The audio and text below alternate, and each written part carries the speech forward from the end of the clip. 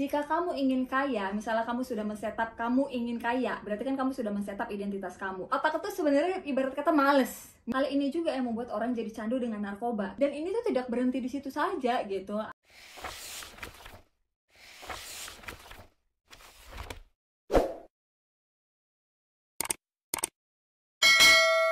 Hai Wormies, jadi kali ini tuh aku bakal ngebahas buku ini. Aku jamin sih buku ini udah banyak banget yang tahu ya. One of the best selling juga sih ya. Dan emang menariknya dari buku ini, entah kenapa aku suka banget dengan buku-buku yang bisa membuat kita merubah kebiasaan-kebiasaan buruk. Karena sebenarnya pada dasarnya kita kalau ditanya apa kebiasaan buruk kita tidak pernah sadar. Kita nggak akan pernah tahu kebiasaan apa yang ternyata buruk, kebiasaan apa yang ternyata baik. Aku akan ngebahas bagian pertama itu tentang dasar-dasar. Mengapa perubahan sangat kecil menghasilkan perbedaan yang besar. Jadi di dasar-dasar ini tuh di bab pertama dia menggambarkan tentang dahsyatnya kekuatan atomic habit. Mungkin kalau ditanya atomic habit itu apa sih sebenarnya? Jadi pada dasarnya kita kan tahu ya atom itu adalah partikel terkecil di muka bumi ini atau bahkan di alam semesta. Jadi dia pengen memberikan gambaran kepada kita bahwasannya kebiasaan kecil, entah itu kebiasaan baik atau kebiasaan buruk, itu walaupun sekecil atom tapi ternyata memberikan dampak yang luar biasa. Jadi ketika perbuatan atau kebiasaan tersebut baik, tentu itu akan memberikan hasil yang baik juga. Nah, ketika perbuatan atau kebiasaan tersebut buruk, ya tentu itu akan mendatangkan keburukan juga. Dia memberikan begitu banyak penjelasan di sini, dia menggambarkan begitu banyak hal-hal yang sebenarnya mungkin kita anggap enteng, kita mungkin menganggapnya itu nggak terlalu penting, tapi ternyata itu penting. Dan emang balik lagi, dia akan selalu membilangkan bahwasannya apapun yang kita lakukan, kebiasaan apapun yang mungkin akan kita ubah, itu berkaitan dengan waktu. Tidak ada yang instan kalau bahasa aku sih, karena emang semuanya dibutuhkan waktu. Kamu tidak bisa berharap semuanya akan terjadi dengan cepat, atau kamu tidak bisa mempercepat waktu intinya. Ada satu hal sebenarnya yang menarik yang aku tangkap di bab pertama ini, dia menggambarkan tentang apresiasi atau hal-hal kecil yang sebenarnya tidak kita kalkulasi, tidak kita hitung, tapi sebenarnya itu signifikan dan berpengaruh. Ketika apapun terkesan tidak ada gunanya, saya sengaja pergi menyaksikan tukang batu mengayunkan martil ke sebongkah batu cadas. Mungkin sampai 100 kali tanpa menghasilkan satu retakan pun pada cadas tersebut. Namun pada hantaman ke-101 kali, cadas itu terbelah menjadi dua. Dan saya tahu bukan hantaman terakhir yang menyebabkannya, melainkan semua hantaman yang dilakukan sebelumnya. Nah, aku sudah kasih sampel sebelumnya. Sampel yang aku kasih biar kalian semua paham adalah ketika misalnya kita mau memakukan paku ke dinding, otomatis kita tidak bisa berharap dengan satu kali pakuan terus itu paku tertancap ke dinding. Kita kan bukan Thor ya, kan dimana itu otomatis namanya kita manusia, ketika kita mau menancapkan paku ke dinding, otomatis itu mesti beberapa kali. Dan kita kan tidak pernah tahu pukulan keberapa yang bisa membuat paku itu tertancap dengan sempurna di dinding. Nah, itu maksudnya dia. Jangan menggabaikan kekuatan multiple yang kita lakukan secara rutin yang ternyata memberikan dampak besar pada akhirnya. Hal ini juga berpengaruh di dua hal. Kita kan tidak pernah tahu ketika misalnya kamu paku ke 10 kali tiba-tiba boom, pakuan ke 11 itu tertancap, berarti kamu berhasil. Begitu juga dengan kebiasaan. Entah itu kebiasaan baik atau kebiasaan buruk, kita tidak pernah tahu kebiasaan buruk keberapa yang memberikan kita dampak yang luar biasa buruk. Begitu juga sebaliknya, kita tidak pernah tahu kebiasaan baik keberapa yang memberikan kita dampak luar biasa baiknya. Disinilah dia menggambarkan tentang dahsyatnya kekuatan atau dahsyatnya atomic habit tersebut. Kita diminta untuk mengapresiasi hal-hal kecil yang mungkin tidak terlihat signifikan, tidak terlihat berpengaruh, tidak terlihat itu memberikan dampak yang luar biasa atau apapun, tapi ternyata jika kita melakukan hal tersebut rutin, jika kita melakukan hal tersebut tanpa kita sadari tapi rutin dan terus, itu ternyata memberikan dampak pada akhirnya. Yang aku senang dari buku ini sebenarnya dia memberi ringkasan bab di setiap bab. Di setiap akhir dia selalu memberi ringkasannya. Dan aku tangkap dari semua ini, walaupun sebenarnya kamu harus baca ya, bukan berarti karena ada ringkasan terus balik langsung ke halaman ringkasan, enggak gitu. Nih, atomic habit adalah kebiasaan kecil yang merupakan bagian dari sistem yang lebih besar. Sama seperti atom ikut membangun molekul. Atomic habit adalah unsur pembangun hasil-hasil yang menakjubkan. Itu sebabnya dia bilang, seperti atom yang ibarat kata terdiri dari berbagai gugusan hingga akhirnya membentuk molekul atau akhirnya membentuk benda padat. Nah, begitu juga kebiasaan. Nah, di bab kedua dari bagian pertama ini dia berbicara tentang bagaimana kebiasaan membentuk identitas Anda. Aku udah perjelas nih sebenarnya kemarin. Nah, aku memperjelasnya dengan kamu ini itu kebiasaan menjadi identitas atau identitas menjadi kebiasaan. Itu adalah dua hal yang berbeda. Walaupun pada endingnya adalah tentang identitas-identitas juga, tentang jati diri kamu juga. Nah, bedanya ketika kamu adalah kebiasaan menjadi identitas, itu artinya apa yang biasa kamu lakukan, apa yang biasa kamu perbuat dan segala macam, seiring berjalannya waktu itu menjadi identitas kamu. Kalau sebaliknya, identitas menjadi kebiasaan, itu artinya kamu menentukan dulu jati dirinya kamu. Kamu setup dulu, kamu kasih dulu, oke, saya mau seperti A. Akhirnya dengan identitas yang sudah terbentuk, kamu menciptakan kebiasaan-kebiasaan untuk membentuk identitas tersebut. Nah, di bab kedua ini, dia memperjelas itu. Karena pada akhirnya kamu harus melalui atau proses yang akhirnya membentuk identitas kamu. Di mana itu berpengaruh sekali dengan kebiasaan-kebiasaan kamu. Dia menjelaskan di sini 3 lapisan perubahan perilaku. Hasil, proses, dan intinya adalah identitas. Ketika kamu melakukan sesuatu atau ketika kamu bertindak sesuatu, tentu itu ada hasilnya. Dan hasilnya itu akan selalu mempengaruhi identitas kamu. Begitu juga sebaliknya, hasilnya tersebut juga akan mempengaruhi proses kamu. Dan proses ini tadi juga akhirnya membentuk identitas kamu. Jadi segala sesuatu yang sebenarnya kita lakukan, segala sesuatu yang sebenarnya kita perbuat, itu balik lagi dan lagi ke identitas kita. Nah, kalau aku, tipikal prinsipnya adalah kalau bisa jangan sampai kebiasaan jadi identitas. Karena apa? Kalau sudah begitu, kamu tidak akan pernah bisa merubah. Ketika misalkan kebiasaan-kebiasaan kamu adalah kebiasaan buruk, otomatis berarti identitas kamu jadi buruk dong. Nah, makanya kenapa aku selalu berpatokan kalau bisa identitas yang jadi kebiasaan. Aku setup dulu identitas aku seperti apa, baru kemudian aku menciptakan kebiasaan-kebiasaan untuk identitas tersebut. Nah, kebanyakan orang adalah kebalikan. Akhirnya bisa karena biasa. Itu kan konsep yang paling sering kita dengar.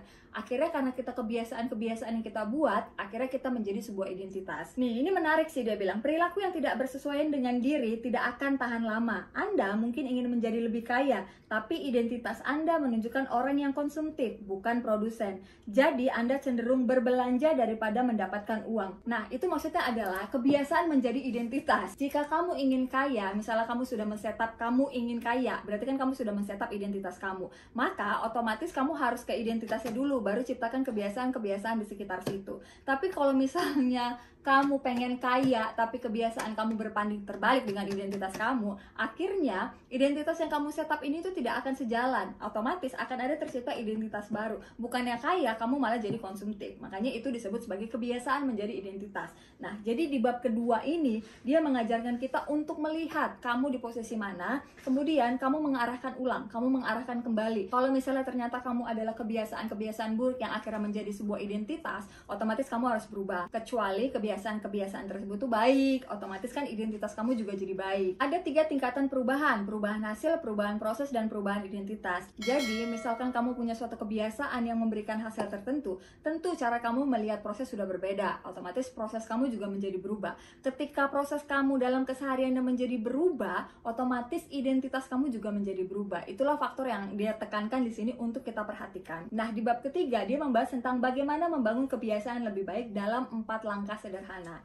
Nah, aku sudah bahas ini sebenarnya. Tapi yang menariknya dari yang bab ketiga ini adalah dia membahas tentang kinerja otak. Kalau kita membentuk suatu kebiasaan, itu karena otak mempersingkat jalur kognisinya.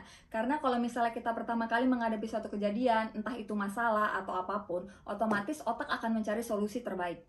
Nah, cara solusi terbaik pada saat awal kan pasti jelimet. Tapi begitu otak sudah mampu menciptakan jalur short way-nya atau jalur singkatnya, next, jika ada masalah yang sama, otak akan menggunakan jalur tersebut lagi dan lagi. Itu sebabnya ketika misalnya kamu melakukan suatu kebiasaan buruk, kemudian menghasilkan permasalahan yang buruk, kemudian otak sudah menciptakan jalur penyelesaian yang buruk, akhirnya kamu akan berkutat di kebiasaan buruk. Karena apa? Otak setiap kali masalah itu datang, setiap kali kejadian itu datang, otak akan mengambil solusi tersingkat di mana, oke, kemarin kamu dapat masalah ini, kamu menyelesaikannya seperti ini.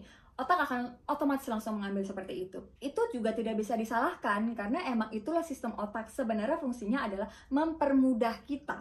Tapi emang ketika jalur yang dikasih otak itu jalur yang salah, otomatis ibarat kata bukan mempermudah lagi pada akhirnya, tapi malah akan ada keribetan-keribetan lain yang balik lagi kita berkutat di ruang lingkup keburukan atau ruang lingkup kebiasaan yang sama. Ketika kebiasaan terbentuk, tingkat aktivitas dalam otak berkurang tuh. Otak itu sebenarnya ibarat kata males. Nih, bahasa sederhananya.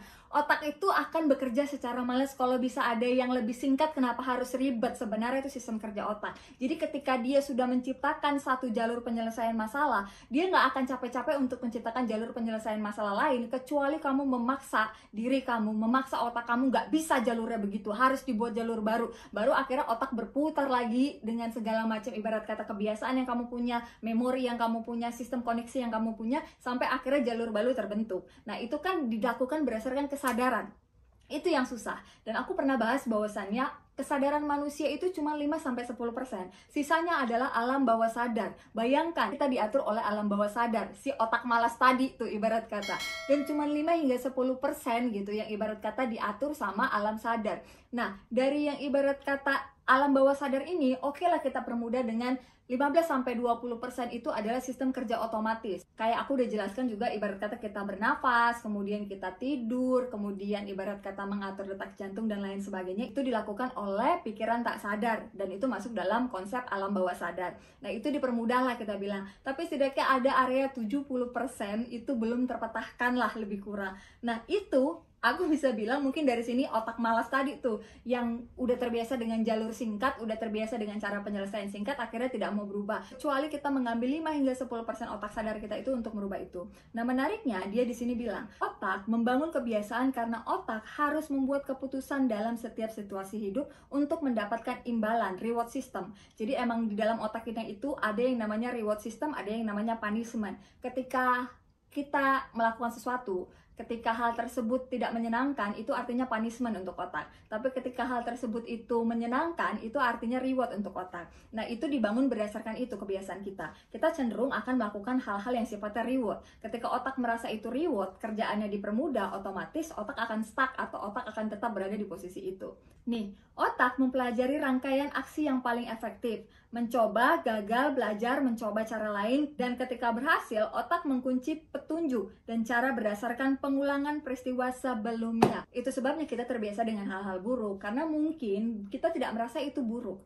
Otak kita tidak merasa itu buruk karena rewardnya terlalu tinggi. Hal ini juga yang membuat orang jadi candu dengan narkoba, karena bagi otak itu bukan buruk, bagi otak itu adalah reward, kesenangan, kebahagiaan. Sementara bagi tubuhnya itu adalah perusakan. Tapi kan balik lagi, kita sebagai manusia atau semua makhluk yang memiliki otak, itu dimana segala sesuatu diatur otak. Otak akan bekerja sesuai dengan sistem rewardnya lebih banyak daripada sistem punishmentnya. Bahkan pada saat kita depresi, otak berusaha segitu susahnya, segitu berusaha keras untuk mencari sistem reward dari depresi tersebut. Kebiasaan mengurangi beban kognitif dan membebaskan kapasitas mental sehingga Anda dapat mengalokasikan perhatian dan tugas pada hal-hal lain. Nah, itu dia sebabnya otak akan selalu bekerja secara malas, secara tidak langsung. Dia pengen kita, ya udah, kita udah pernah lewatin itu, kamu sudah pernah lewatin itu, caranya begini, ini lagi caranya. Akhirnya kita berkutat di situ-situ aja. Nah, makanya dia mengajarkan kita untuk merubah kebiasaan kalau ternyata kebiasaan tersebut tidak memberikan hal yang baik ke depannya. Dan kita sadar itu kok, 5-10% kesadaran kita akan sadar dengan itu. Tapi balik lagi, alam bawah sadar kita yang terlalu mengambil peran. Itu sebabnya dia mengajarkan kita untuk melakukan 5-10% ini tuh dikencangkan hingga akhirnya mempengaruhi alam bawah sadar kita. Dalam 4 langkah yang dia berikan itu, 2 diantaranya adalah fase masalah dan 2 lagi adalah fase solusi. Nah, fase masalah adalah 1 petunjuk. Nanti dari petunjuk kita akan menemukan gairah, kita akan cari minat, interest dan segala macam. Itu yang kedua. Kemudian nanti dari situ kita akan menemukan fase solusi. Dari petunjuk sama gairah, nanti ketiga kita akan menemukan tanggapan, kemudian sampailah ke 4 reward. Nah, itu berkutat di situ-situ aja sebenarnya. Contohnya, fase masalah. Ponsel Anda berbunyi pertanda ada pesan singkat baru. Kemudian di gairah, Anda ingin tahu isi pesan itu apa. Kemudian fase solusinya dari kejadian singkat seperti itu, kita menanggapi, Anda mengambil ponsel dan membaca pesan. Kemudian keempat, Anda puas karena telah membaca pesan, meraih ponsel menjadi terhubung dengan bunyi ponsel. Itu jadi kebiasaan. Dan itu terjadi secara split second, aku bilangnya. Secara ibarat kata tidak terhitung berapa detiknya. Karena itu semua terjadi misalkan kamu ngelihat nada telepon, kemudian kamu kayak ngerasa gusar dan segala macam, itu masalah bagi otak. Itu masalah bagi otak. Makanya petunjuk itu satu adalah kita sadar bahwasannya bunyi telepon, apa yang membuat otak gelisah kan di situ. Kemudian kita timbul rasa ingin, kepo kalau bahasa sekarangnya. Nah, itu masih dalam ruang lingkup masalah. Nah, nanti dari situ keluar fase solusi. Fase solusinya adalah kamu akan menanggapi hal tersebut. Kamu akan ngambil telepon, kamu cari, kamu lihat kamu itu siapa dan lain sebagainya. Dan dari situ otak akan mereward karena relief. Kamu ngerasa kayak sudah terlepas. Masalahnya udah selesai. Oh, ternyata dari si Anu. Karena kamu sudah menanggapi. Akhirnya otak memberikan reward tadi. Ibarat kata hadiah buat hal tersebut.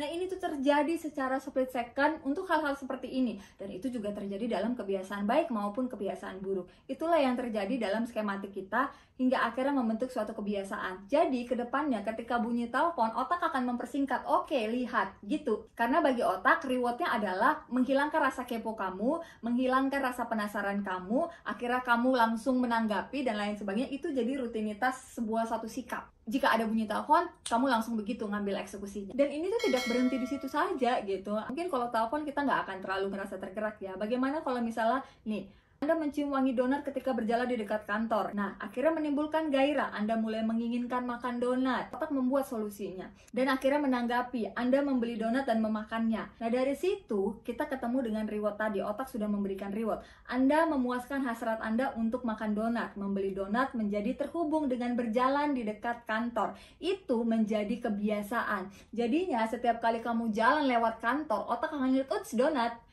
Terus kalau misalnya kamu mencium bau donat, kamu langsung, ups, ada di kantor, dekat kantor situ, ada di situ. Itu adalah jalur singkat yang dibuat otak. Itu dari hal-hal kecil. Dan bayangkan bagaimana atau berapa banyak kejadian-kejadian kecil yang tanpa sadar otak sudah membuat jalur-jalur singkatnya. Itulah sebabnya dia bilang, hal tersebut mungkin kecil, tapi ternyata koneknya kemana-mana, nyambungnya kemana-kemana. Itu sebabnya dia mengajarkan kita untuk melihat itu dulu di bagian pertama ini, agar kita tahu bahwasannya, oh ternyata ada nih kebiasaan buruk yang kita lakukan bukan karena kita mau, tapi emang jalur singkatnya sudah terjadi di otak. Dan itulah yang terjadi dengan kebiasaan-kebiasaan lain yang kita tidak tahu otak ini sudah membuat jalurnya seperti apa. Itu yang aku tangkap di bagian pertama dari 3 bab tersebut. Buat kalian yang tertarik minat untuk bagian-bagian berikutnya, kalian bisa subscribe. Buat kalian yang pengen check out, penasaran sama buku ini dan pengen langsung baca, kamu bisa cek di Instagram sama TikTok aku. Di situ aku kasih direct cara langsung mengakses buku-bukunya.